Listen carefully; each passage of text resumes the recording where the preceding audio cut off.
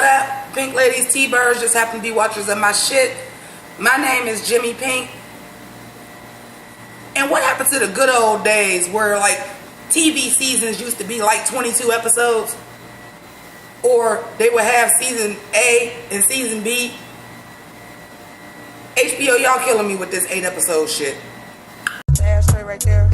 I'm about to smoke something in this motherfucker. That's crazy. I see that. I can hear I'm still hearing it again. That's why. Hey yo, I've been pimping since been pimping since been pimping. Reinvention, I'm blasphemous to a new religion.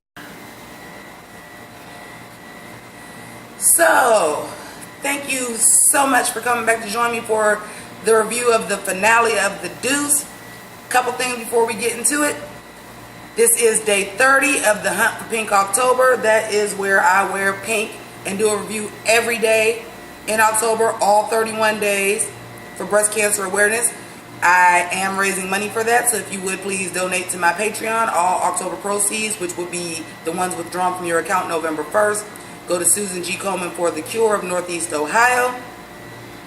I would love for you to stay my Patreon if you can afford it. But we only got a couple days left, so donate what you can and then cancel after that. Anyway, number 2, I'm so disappointed. I'm gonna tell y'all the truth.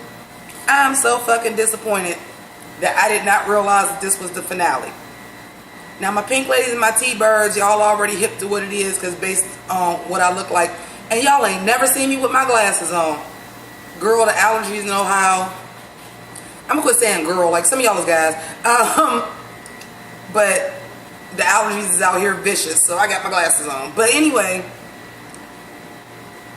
it is Halloween, like, so I could have probably got away with throwing together a 70s look and wearing it, and no one would have batted an eye. But I didn't think it was the finale, so I was like, you know what? Fuck it, I'm gonna wear my little Kim shirt. That's the baddest bitch I know from New York. And she's practically a fucking sex worker. So it works. But if I knew this was the finale, I would have got up and geesh. So, and I'm so mad too. Listen, it's probably gonna be my New Year's Eve dress, but that shit looks so much like the disco in the 70s, which for whatever reason my New Year's Eve dress always ends up looking like. I can't even rock it for y'all because we done. The Deuce is a wrap, y'all. Speaking of a wrap, I see now the prostitution game is about to be a wrap on this show. They always introduced it as the birth of the porn business. They've always introduced it like that. But for me personally, I have an obsession about stuff that got to do with pimps and hoes. And I think it's the same fascination I have with like shit about Scientology, because I watch all that shit, all them documentaries. I watch Leah Remini, I watch the shit on YouTube. And I think it all stems from the mentality of people that would do that shit. Okay, sorry about that. So, hold that thought.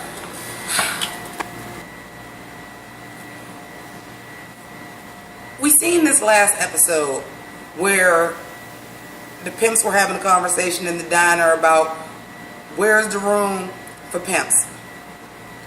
Mainly initiated by Cece. Which, did y'all know the Cece is British in real life? That shit just blew my fucking mind. I'm like, nigga, you planned to fuck out this role. Like, I would never thought you wasn't from the U.S. Boy, you better do it. But that's acting, and the acting on this show is stellar. Well, this episode, you know, the pimps are back together because remember, Black Thought gone. What was his name? Reggie Love. So they're in the diner like, okay, his girls is out here. You know, who want what? His girls is out here. They gonna need pimping. Who want what? And they start talking about, this is the shocker. Now, for those of my pink ladies and T-birds that have been rocking with me all season on the Deuce, I said something about Larry Brown before that I said everybody made like Larry Brown was like the most fucked up pimp out of all of them, and I was like, I think he got heart. I think he got a heart. And we saw that today. Well done. We've seen Larry Brown before, but Larry Brown, the actor to play Larry Brown, this was your episode, bruh. Because you played this with all the nuance that was required. He just was like, all right, this pimping game, like, it's got to be something more out here.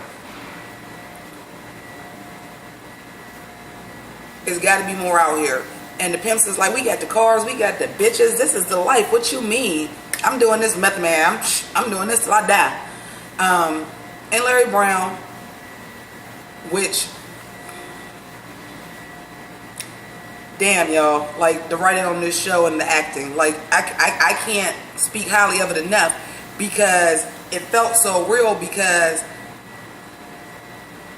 being masculine to the level of damn near being a male chauvinistic pig is what black men are raised to be. And this takes place in the 70s. So we got the cars, we got the bitches, that's it. And Larry Brown is just looking around like, yeah, I guess y'all right, yeah, this is the shit. But behind them eyes, and like his reaction to that was just like, no, my nigga, this ain't where it's at. Like, and I'm starting to feel it. So I want to move on to Candy. We found out a lot about Candy, and we kind of got the seeds of what the backstory is. You know, she's with the director dude, and they're talking, and he liked the movie that ran, which was the movie that the bartender's boyfriend was in last episode. Like, that's been running for 6 months. It made all this money. Look at this premiere I got for this porno. Like, it's in a regular theater too. Like, we getting there. We got housewives coming in wanting to do porn now. Like, we getting there. And he like, you know, but nobody thought about it because it was the fag movie. And she like, don't say that. Now,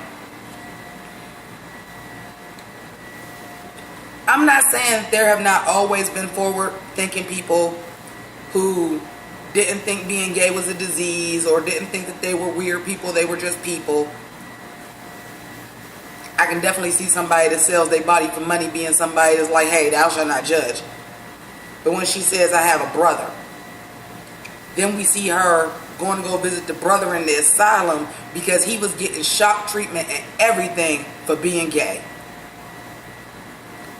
The father signed him up for it, and we find out the reason why the father sent him and signed him up for it so quick is because he had on Candy's dress.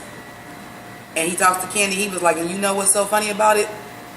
I was doing that shit for a laugh. Like, I ain't that type of gay. Well, if she trying to say he's not gay at all, but she like, shit changing out there. Like, you my brother. I don't give a fuck that you gay. Like, it's okay. It's me. You ain't talking to the doctors. You ain't trying to get out of here. It's me. You gay. Nigga, you gay. And, you know, he breaks down, and obviously he has developed like a debilitating nervous condition. That hand was going. Oh, that was heartbreaking. But then when in that conversation is where we get the backstory without it being, this is the backstory episode, well done again. Which is, she's like, you know, I should be coming to visit you more often. I get caught up, and she's talking to the brother. And he's like, Dad always just wanted to worry about what other people thought. So God forbid he had a gay son or a daughter pregnant out of wedlock. Boom! And there it is. And there it is. So now we know why Candy and the father don't get along. We still don't know how she resorted to selling pussy. But at least we do know what the backstory is and why she don't even fuck with the father at all. And then she got her niche. Going along with the theme, prostitution is over, you better get into some other shit. She's art directing. She's now officially Dude's assistant. And his car breaks down. They like cancel the shoot. And she like, nah, we all here. We already rented the shit. Let's go. Bitch start directing. Bitch start directing. Prostitution coming to an end in the way that they framed this. And I almost seen it coming. Almost. I knew something was going to happen. I didn't know this was going to happen, especially because we lost Reggie Love last week. I did not expect for Thunder Thighs to get pushed out a window by John. just basically because the John was just a dick. Right out the window. Just no more thunder thighs. And I really liked her character. And they focused on her a little bit, you know.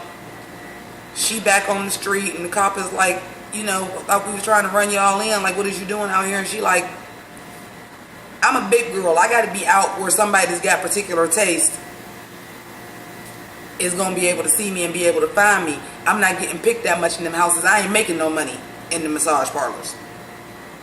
Which actually makes sense. Like, unless you go, even when you go to like strip clubs, they got specific strip clubs for big girls. Like, that's considered a fetish.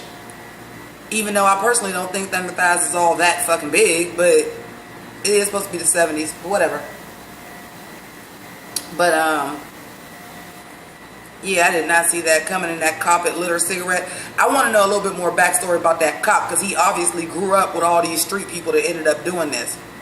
Because she looked at him and asked him, like, how did you become a police officer? So I want to know some more of his backstory. Speaking of the cop.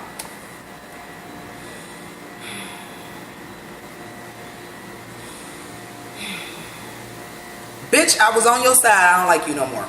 And that's Sandra, the reporter. I don't like you no more. So they all laid up in bed. And people saying, which makes perfect sense. You a little small black newspaper. It's like that to this day. So in the 70s, it probably was real bad. Like, they already probably trying to shut us down. Like, we the nigga paper. And you want to publish stuff. And I'm like, no, we need to be able to name sources. Like, we need to be able to have names. We can't print this. But she like, well, now it's just human interest story. And he like, but that's what you was trying to write from the beginning. And I told you no, but you wrote the hell out of it. Be proud you got published. That ain't enough for her. So now her and the cop are together. And this is what I had the problem with. If you really cared anything about that man, you was asking him to put his career on the line for yours, and that's not fair. And that is not fair. And I did not like that. And then here he go, trying to get the information, pussy whip. But he's telling his partner about it, which I wouldn't have told that partner about it. I don't trust that partner. I'd just be like, He was trying to tell him in a roundabout way, like, listen, no, I don't know nothing. I don't be talking to nobody, but listen, here's some shit about to go down. And if I was you, I would stay away from the motherfuckers just, you know, doing the bribery shit. Like, I would lay low from that. But he rats him out, so he now has to tell her, like, look, your story is dead. Like, the captain of my precinct, which I'm sure he told her the whole story, like, he wants to clean things up. It's about to be legit again. But he wants to do it in-house. It can't be public because it's going to look, and it is, because that's how the media work. It's going to look bad on that captain, and that captain just got here, and this shit was already going on. But it's going to look bad for that captain. And he like, we going to clean this bitch up, but we need to do it in-house. Anything is going on wrong, you come and you tell me. Which, I mean, if you got a cop on your side like that, that specifically last episode came to you and sought you out and said, this is who trained me and this is how I know to talk to you, you shouldn't have been giving her information anyway. You was just trying to get that pussy, which is a theme of the show. Pimps and hoes, and she was pimping you. She was just pimping you for information. You was paying for the pussy. You was just paying with it for with police information. Still pimping and hoeing. But that shit got cut short. Prostitution about to come to an end on this show. Now,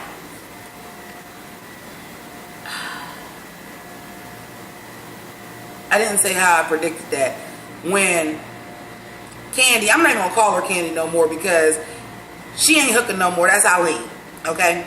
Eileen, fresh to death. That suit was cute, Baggage on the Hall. That little 70s white suit when they went to the premiere. A deep throat, which I knew when I seen the actress that was supposed to be Linda Lovelace, and I was like, they had deep throat, and they pulled back at the end, and that's what it was. But and she was screaming at Ruby, and she was trying to say hi to her. And I remember a couple episodes ago, they were talking about, which I praised that episode on that review too, on how they did it without making it seem like, oh, she's a prostitute and she got murdered. Like they was just talking about the girl, like, you know, they was comrades. It's just like if something, which that did actually happen, is somebody you work with and they pass away, like you're gonna talk about it, y'all remember them, you know, things like that. And again, just like a bit of foreshadowing. And last episode they was like, some people ain't built for this, and you know, telling the girl she gonna die. Prostitution about to come to an end. Now let's move on to Darlene. Darlene seems to be getting just a wee bit salty that Ginger that she brought back from Nigga Keep Running Mississippi is actually out caking her. Like, the people want her. She used to be the young looking black girl, because you notice they don't ever put her on makeup and stuff like that, so I'm sure they're trying to push her and sell her like she young. And she look young. I don't know how old the actual actress is, but she look young. But they got this other girl and she making all the money.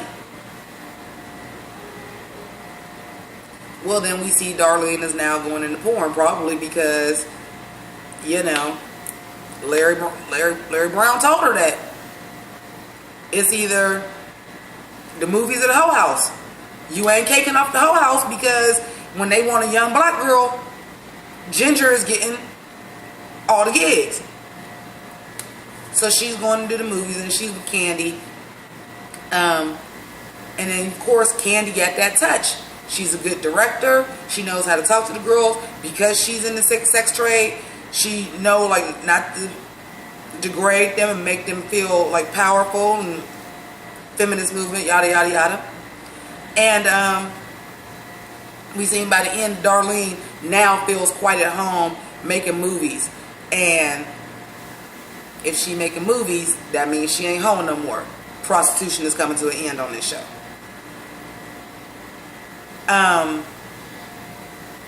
Larry Brown's other girl, the little white girl, the lesbian, you know, there was the one with the bob, and then there's the one with the long hair, the skinny one.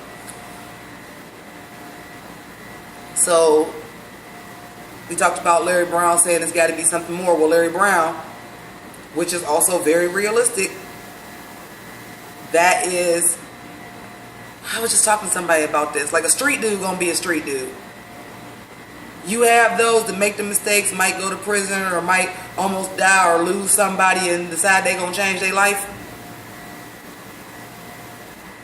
But for a majority of them, the reality is a street dude is gonna be a street dude. They ain't never gonna get no job. You gotta get money some kind of way. So we see Larry Brown is gonna go into the drug trade.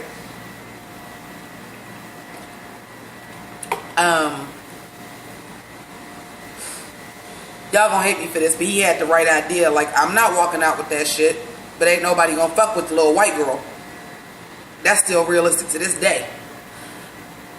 But he tells her, you know, you my bottom. And anybody, Bueller, didn't y'all think Darlene was the bottom? Maybe he was just gassing her to get her to do it. What have you. I mean, which, again, I feel like he got a little bit of heart, because you could have just been like, bitch, you gonna do it or I'm gonna kick your ass. You a pimp. She was gonna do it regardless. But it was a setup, and she like, just take me to county. Like, I'm a hooker, I'm used to going to jail. Oh no, honey, this is drugs, this federal. And Larry Brown is talking to Cece, which we gonna get back into in a minute. And Cece is like, you gotta let her take the charge, man. You can't go in there and pay $4,000 bill, because then they're going to be looking at you, which is true, because what is, and this again, this is the 70s, what is this young black man doing with all this money? He got to be doing something illegal, and then they at you. But we see at the end, like, he trying to just keep on going. Well, first of all, your money gone, because you had to pay for the shit. She walked in with a fucking messenger bag full of money. Your money is gone. You ain't got no dope to sell. And you just lost one of your hookers. You got fucked in the game too. Now, she really got fucked in the game because she going to the pen. But you got fucked in the game too. And you could just see, like, at the end, like, he trying to just keep on going. And he just pushed that pile away. That's how I said, Larry, the actor that played Larry Brown, gets the slow clap of the episode.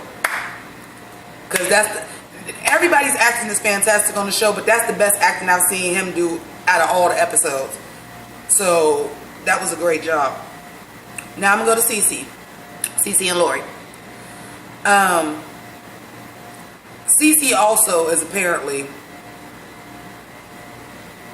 you know, he got him a new hooker because he picked up the girl with the bob, the one that Black thought got shot over.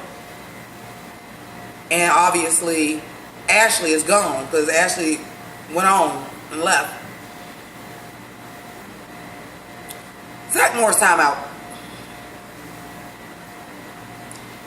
Speaking of bottom bitches,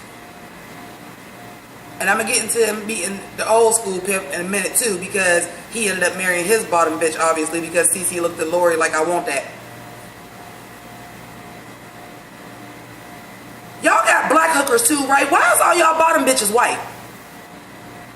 Oh, the black prostitute ain't good enough to sell her pussy, but be your woman too? It's got to be the white bitch? None of they bottom bitches, and the funny thing about it is none of they bottom bitches is black, except for the hippie dude that's the horrible pimp that only got one girl and his girl is black. So you ain't got no choice for that to be your bottom bitch. You only got one. But why all y'all bottom bitches gotta be the white one? And this the 70s too? Like, what the fuck? Time back in. But, so Cece is like showing the girls a good time. Lori's still working in the films, and now, you know, he has to get the new girl with the bob involved, and they go to this place, and he sends them to go get a drink, and he comes and talks to this older gentleman. Obviously, this older gentleman is probably a pimp that put him onto the game. And he like, it's better than ever out here. What you talking about? He like, nah, young man, it was time for me to get out.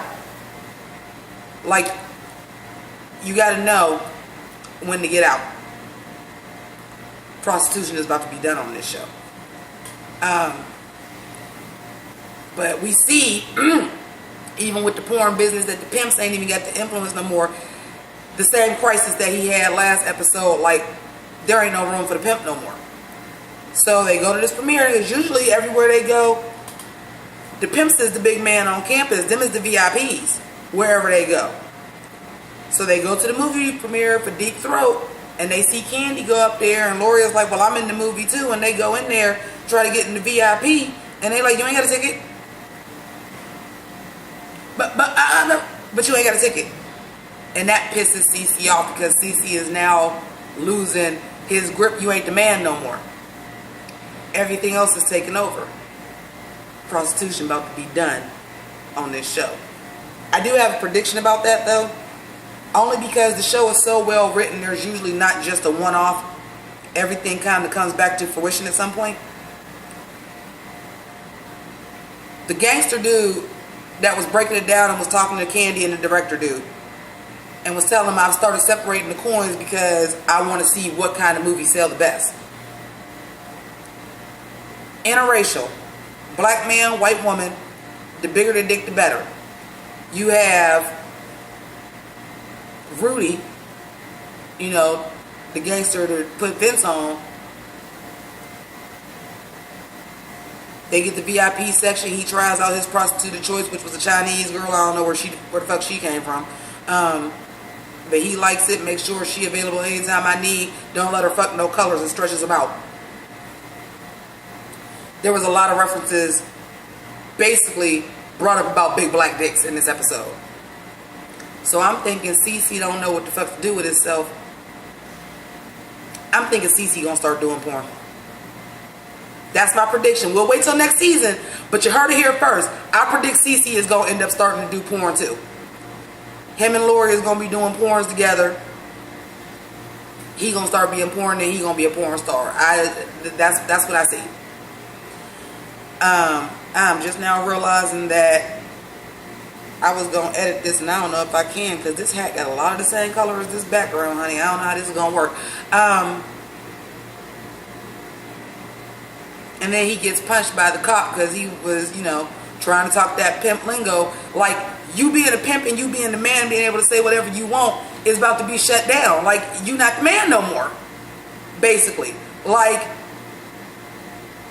and I don't think you want that no more. Like I said, he looked back at Lori when he seen which I can only assume if this dude used to be a pimp and he like, this is my woman right now. I don't think that it's an accident that it was a white lady. I'm pretty sure we were supposed to infer that was probably his bottom. And when he got out the game, he did right by her. He ain't say wife, he said woman, but they together and like it's normal now. Like she got groceries and shit. But the way he looked back at Lori, like he wants something more like that. I believe he's gonna start doing porn. But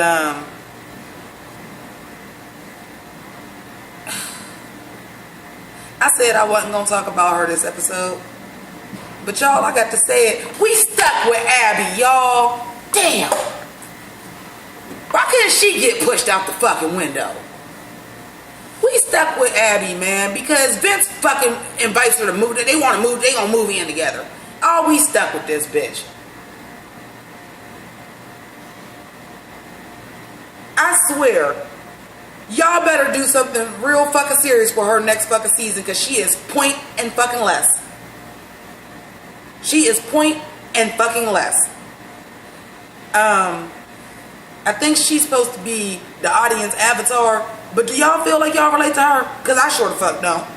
Because she's the one, oh, Vince, you're taking this really easy. Like, Ruby just died in front of your bar. You, like, he, like, I mean, like, I've been living this nightlife. I've been at the night show for a long time now. That's just the Deuce.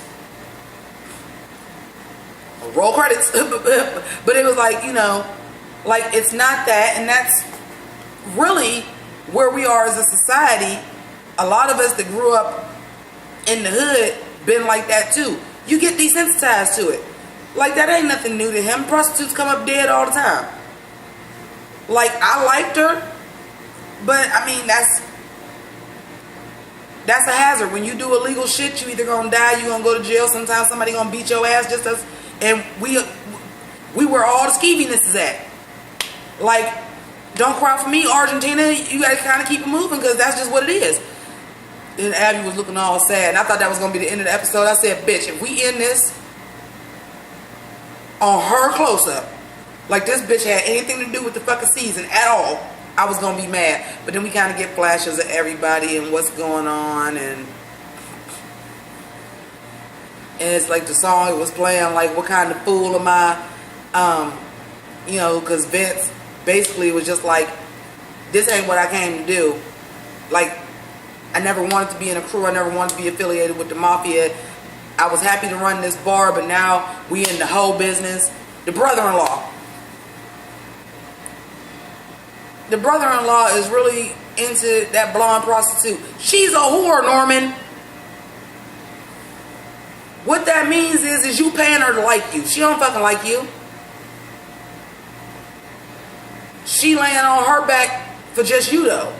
Like, she a concubine. She a geisha. Guess what? That all still mean hoe. You're fucking for money. She just only fucking one person for money. But she still come to work in lingerie and just sit up there and you fucking her like you don't work with her brothers. But that's the 70s, male macho, that's the life. Like, because for real, and it happens even now, because I know some people that do it. You're not going to cheat on my sister right in front of me, bro. You're not going to do that. Now, if you do it and I can't prove it, it is what it is. But if I know, nigga, I'm going to beat that ass. You're not about to do that to my sister up in my face like that. You're not about to do that. And then when she come to you and say something, then y'all relationship is going to be strained, because you ain't going to be able to hide the fact that you knew. Dummy. But anywho, great first season. I hope it doesn't hit that sophomore slump. I am very disappointed it was only 8 episodes. I thought we were at least getting 10. I did not know that this was the finale. But great job. Once again, I do want to remind you the reason for the season, which is breast cancer awareness. Again, if you would please, we only got a couple days left, donate to my Patreon. All October proceeds, which come out of your account November 1st, will be donated to Susan G Komen for the cure of Northeast Ohio. If you are not a pink lady or a T-bird, that means you're not subscribed to my channel, so go ahead and either click subscribe down there and that dumbass notification bell, or Sailor Jimmy at the end of the video. And if you're not convinced yet, watch another video that YouTube has picked out especially for you, and sample that video, sample a couple more, and then subscribe. I'm trying to get to 3,000 by the end of the year. To my patrons, and this is why I love my patrons, because y'all done watched all these motherfuckers. So you done heard me say thank you and I love you for 30 straight motherfucking days, and y'all gonna get one more this month. And then crazy thing about it, off the subject, I miscalculated my videos, and I'm like, I got 2 more pink outfits that I need to wear and only 1 more day for videos. So guess who is gonna have to wear pink an extra day for the Dragula review that'll come out November 1st. I'm like, okay. And then y'all might not see me in pink for a fucking while. But again, thank you all for watching. Deuces. Kamehameha attack is blazing, I'm so amazing. Japanimation, the anime on your cartoon station. So fulfilling, no adults swimming for about an hour. Revealing power, unorthodox amongst these cowards. Full transformation for Optimus Prime transformation. A good vibration from Rumble packed in with inspiration. In my beginning, God created a lyricist. Saga continues.